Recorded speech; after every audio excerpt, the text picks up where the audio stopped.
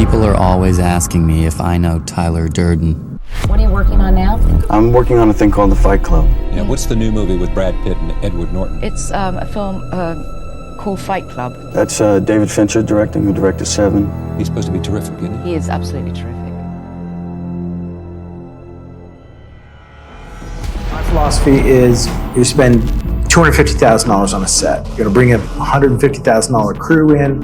You're going to bring actors in from all over the world. You're going to put them up in hotels. And the idea is to get them out as soon as possible.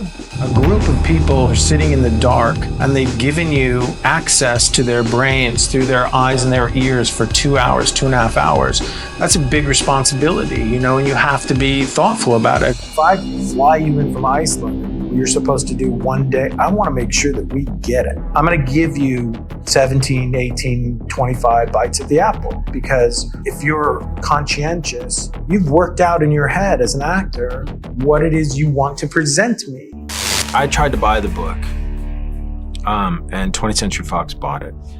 And I remember thinking, well, that's that. And Josh Donnan, who became my agent, who was the guy who was trying to buy the book with me, said, you should go and you should talk with Laura Ziskin, because Laura Ziskin is not Fox. It's not the Fox that you had to deal with on Alien. I said, here's the two ways you can go. You can do the $3 million version of this movie and make it on videotape and make your seditious little sharp stick in somebody's eye who may see it someday in some little tiny theater, or may go straight to DVD. Or the real act of sedition here is the $50 million version, give or take. And to put movie stars in it, get people to go and talk about, this anti-consumerist rantings of a schizophrenic madman. So we went off. When we came back, we had a schedule, we had a budget, we had cast, we had storyboards, and we had a script. We said, here it is, $62.5 million. It's Brad Pitt, it's Edward Norton, and you have 3 days. Let us know.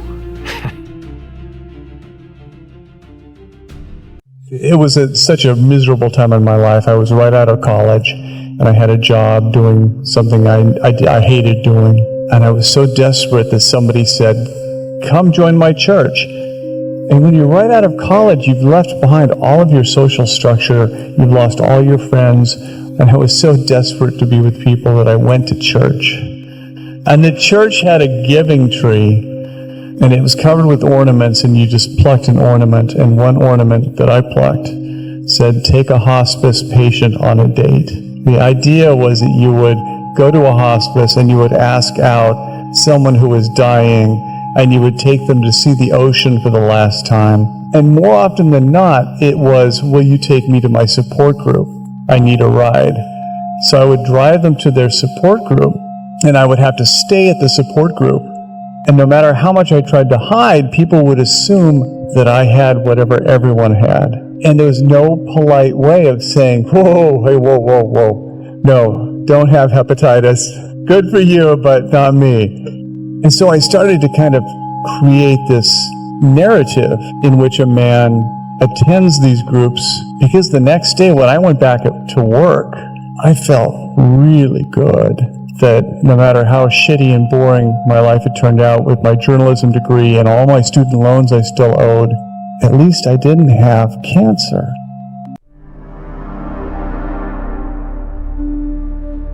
And what's the story? It's about two guys who start this amateur boxing league for underprivileged youth and the woman who comes between them. And what do you do when you come between them? You have to watch the movie. The first rule of Fight Club is, you do not talk about Fight Club. On a personal level, how do you identify with this movie?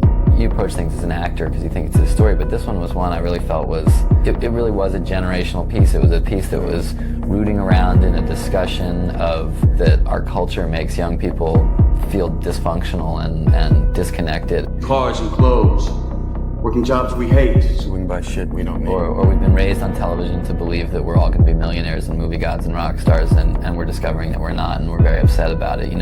These were things that I just immediately went, these are going to be the banner-waving kind of protests of this generation in this current sort of media, television, advertising culture that we as a generation especially have been taught to define our happiness through the More from image than actual. Yeah, from image and possession and material possession than from the inside out. I mean, I watch the commercials and that's what they're selling you. They're selling you a lifestyle, that you'll be special. If you drink this certain beer, you will have this special life. You'll be considered special. The lines that I knew I was going to never forget, like, advertising has us chasing. We're very, very pissed off. Dream.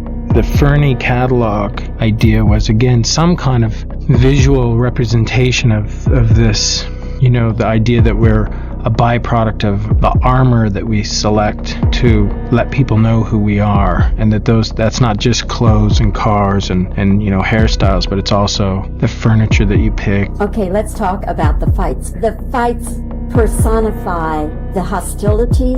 Yes and no. I feel that's a bit of a misconception, because for me it was more about just getting in the ring. And having a real experience yourself, and it's not about aggression. It's not about solving your problems by taking your frustration outward against other people. It's about, let me try to strip away a lot of what people have told me I need and start to experience things myself. And that begins with just a hit. Consumers. Right. You're consumers. What your character represents in the film. I think she acts a catalyst for what we discover has really happened. Norton's character meets Marla. There's a possibility of a relationship here. When people think you're dying, then they really, really listen to you instead of just waiting for their turn to speak. Yeah. I would take the book and go through and use a highlighter to highlight all the stuff I want to use this, I want to use that, because the book has got a lot of stuff and it can't all go into the movie. And then sort of use that as a guide and then sit down and stare at a blank screen for hours on end. Any novel has the advantage of being able to describe both external behavior and internal behavior. Screenplays don't have that luxury at all. It's watching external behavior. So even if you're faithful to a novel and a scene feels like it's faithful to a novel, if it works on screen, you have made changes to it. The thing that comes down with adaptations is you have to work as hard as you do on an original script. If you turn into a producer, director, or studio executive an ungodly mess that's really faithful to the novel, you're going to be replaced by another writer. I like to do I call it writing outside the script. And sometimes there are scenes that would come before the story of the script starts. And sometimes I interview the characters. I try to goad them, provoke them, get them angry, then get them, suddenly talking in a sentimental way about some memory or something, and then get them joking and laughing, and basically just get them all over the range with questions. And it starts off, it's very, very mechanical at first, but they sort of start to come alive in an interview. When you wrote Fight Club, you tapped into something that it was really fascinating for me. You sort of opened up these doors of understanding for someone who maybe had frustration or had some pent-up rage or had some angst that just was not going to get out any other way. And then you wrote about it. It's like you added an element to it that really didn't exist before in pop culture. It was really fascinating for me. There are so few social model novels or stories for men. For women, there are, every season. There's a new Joy Luck Club, a new How to Make an American Quilt, a new, just all these different models in which women can come together and talk about their lives. And if you're a man, you've got either Fight Club or you have the Dead Poet Society. Another thing is, back to Jordan Peterson, he talks about that need for really rough play. We've kind of fallen away from this idea of consensual rough play, and I think Fight Club resonated with that a lot. And also the idea of that there needs to be a secondary father in men's lives, that you're born, if you're lucky, with a biological father that you do not choose, and that is the nurturing, loving father that you eventually kind of have to reject. But in doing so, you have to choose a new father. And that father by choice typically is a minister or a teacher or a drill sergeant or a coach.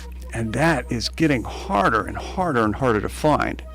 So Fight Club was also depicting a new form of the secondary father with all these kids that were showing up on the doorstep of this ramshackle old house. So there were just so many aspects of men's lives that were not being addressed when Fight Club came out.